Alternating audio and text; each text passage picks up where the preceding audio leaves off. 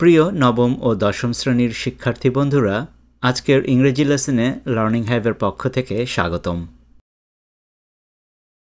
আজকের লেসনে আমরা নবম দশম শ্রেণীর ইংলিশ ফর টুডের unit 2 lesson 3 man and climate অর্থাৎ মানুষ এবং জলবায়ু পাঠ্যের অনুশীলনী বি এবং সি আলোচনা করব। আমরা ইতিমধ্যে ম্যান অ্যান্ড ক্লাইমেট পাঠ্যটি পূর্বের লেসনে অনুবাদ করে পড়ে বুঝে নিয়েছি। আজকের অনুশীলনী দুটি ম্যান অ্যান্ড ক্লাইমেট পাঠ্যের সাথে সম্পর্কিত, সুতরাং তোমরা যারা এই পাঠ্যটি এখনও পড়োনি তারা লার্নিং হাইভ ইউটিউব চ্যানেলে গিয়ে সেটি দেখে নিতে পারো। শিক্ষার্থী বন্ধুরা, আজকের এই লেসনটি তোমাদের কাজে আসলে লার্নিং হাইভ চ্যানেলটি লাইক এবং শেয়ার করতে ভুলো না। আশা করছি লার্নিং হাইভ চ্যানেলটি সাবস্ক্রাইব করে তোমরা আমাদের সাথেই থাকবে। আর আজকের এই লেসন নিয়ে যদি কোনো প্রশ্ন, মন্তব্য কিংবা পরামর্শ থাকে তাহলে এই ভিডিওর কমেন্টে জানাতে পারো।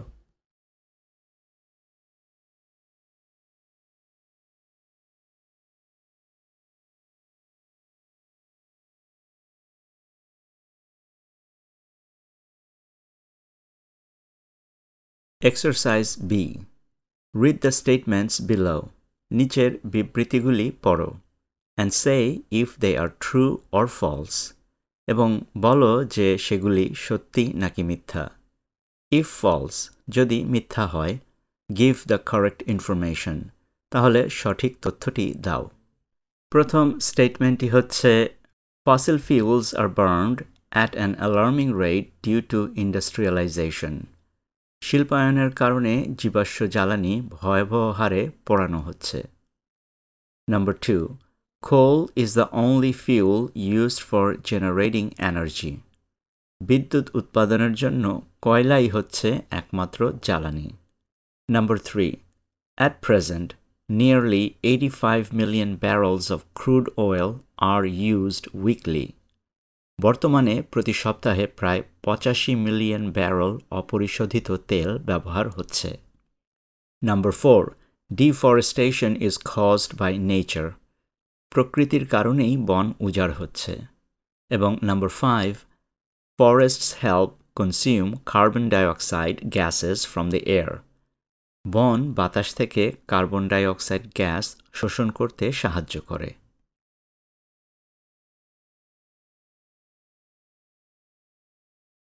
প্রথম স্টেটমেন্টটি হচ্ছে fossil fuels are burned at an alarming rate due to industrialization.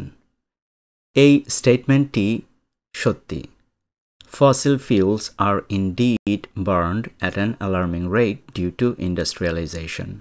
শিল্পায়নের কারণে জীবাশ্ম জ্বালানি প্রকৃতপক্ষে উদ্বেগজনক হারে পোড়ানো হচ্ছে।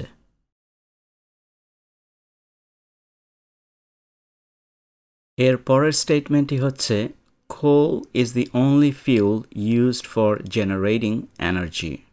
বিদ্যুৎ উৎপাদনের জন্য কয়লাই হচ্ছে একমাত্র জ্বালানি। এই স্টেটমেন্টটি ফলস। সঠিক উত্তরটি হচ্ছে coal is not the only fuel used for generating energy. শক্তি উৎপাদনের জন্য কয়লাই একমাত্র জ্বালানি নয়। এই স্টেটমেন্টটির সাথে আমরা আরও যুক্ত করতে পারি other fuels such as natural gas, crude oil, nuclear energy, hydroelectric power, and renewable sources like solar and wind energy are also used.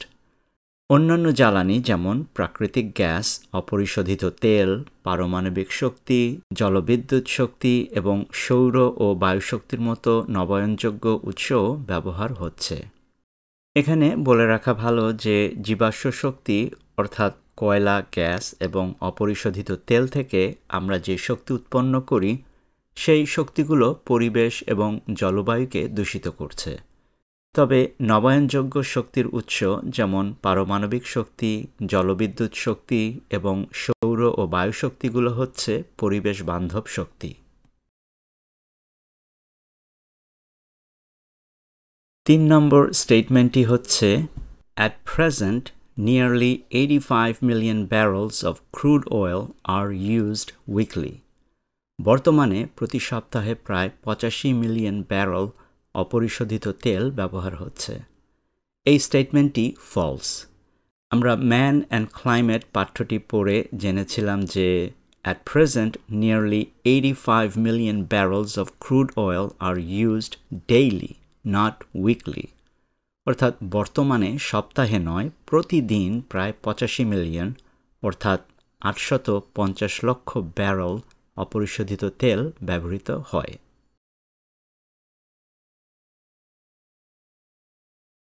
চতুর্থ স্টেটমেন্টটি হচ্ছে deforestation is caused by nature. প্রকৃতির কারণেই বন উজাড় হচ্ছে। এই স্টেটমেন্টটি false. Deforestation is primarily caused by human activities such as agriculture, urbanization, obtaining wood, and cleaning regions for mining and creating pasture. বন উজাড় মূলত কৃষিকাজ, নগরায়ন, কাঠ সংগ্রহ এবং খনির জন্য অঞ্চল পরিষ্কার এবং চারণভূমি তৈরির মতো মানুষের কার্যকলাপের কারণে ঘটছে।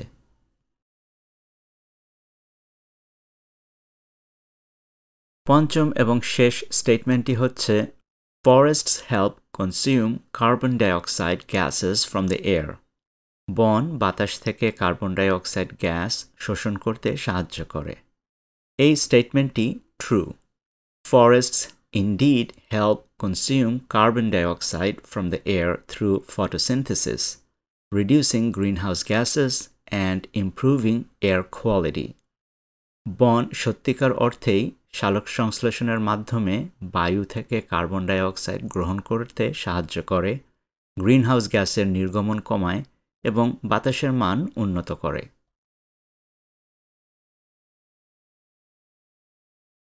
শিক্ষার্থী বন্ধুরা, আমরা ফেসবুকে একটি গ্রুপ খুলেছি যার নাম হাইভ হাব। এই গ্রুপের উদ্দেশ্য তোমাদের পড়াশোনা নিয়ে আলোচনা করা। তোমরা যারা ইচ্ছুক এই গ্রুপে যোগ দিতে পারো।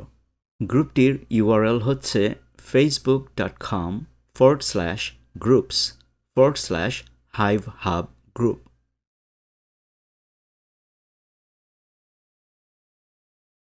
এবার আমরা চলে যাব অনুশীলনী সিতে।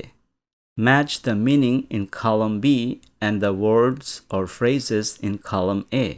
কলাম এর শব্দ বা বাক্যাংশের সাথে কলাম বি এর অর্থের মিল ঘটাও। কলাম এর প্রথম ফ্রেজটি হচ্ছে সানস রেডিয়েশন, অর্থাৎ সূর্যের বিকিরণ। এটির সাথে আমরা মিল ঘটাবো energy that is transmitted from the sun in the form of rays or waves or particles, অর্থাৎ সূর্য থেকে রশ্মি, তরঙ্গ বা কণার আকারে প্রেরিত শক্তি। কলাম এর দ্বিতীয় ফ্রেজটি হচ্ছে ফসিল ফিউলস, অর্থাৎ জীবাশ্ম জ্বালানি।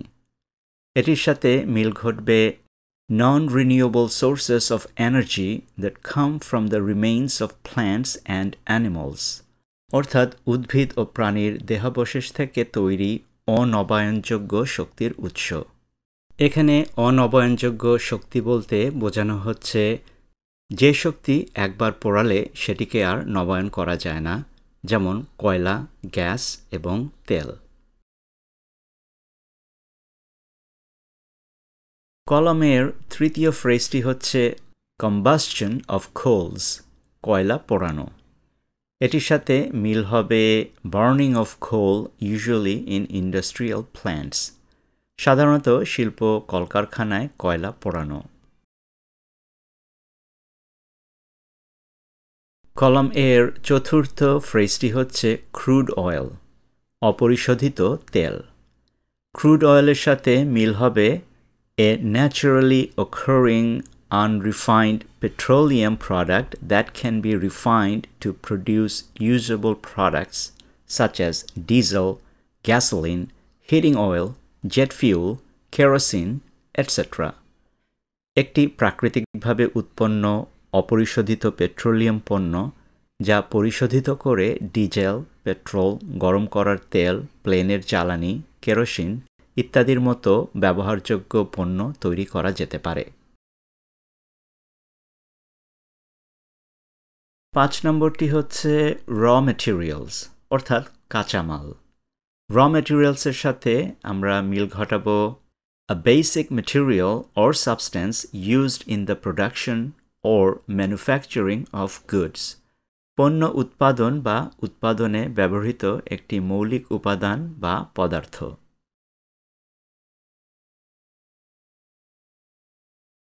6 নম্বর শব্দটি হচ্ছে ডিফরেস্টেশন অর্থাৎ বন উজাড়। এটির সাথে মিল ঘটবে intentional destructions or removal of trees and other vegetations for agricultural, commercial, housing or firewood use. অর্থাৎ কৃষি, বাণিজ্যিক, আবাসন বা জ্বালানি কাঠ ব্যবহারের জন্য ইচ্ছাকৃতভাবে গাছ এবং অন্যান্য গাছপালা ধ্বংস বা অপসারণ করা। 7 নম্বর এবং সর্বশেষ শব্দটি হচ্ছে ফটোসিনথেসিস, সালোক সংশ্লেষণ। সালোক সংশ্লেষণ কি? The process used by plants to convert light energy captured from the sun to chemical energy.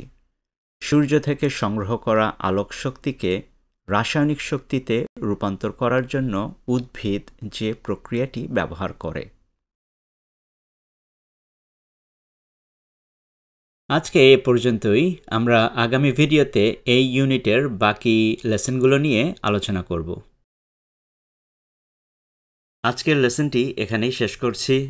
আমরা সামনে আরও ভিডিও লেসন নিয়ে তোমাদের কাছে হাজির হব। আশা করব লার্নিং হাইভ চ্যানেলটি সাবস্ক্রাইব করে তোমরা আমাদের সাথেই থাকবে।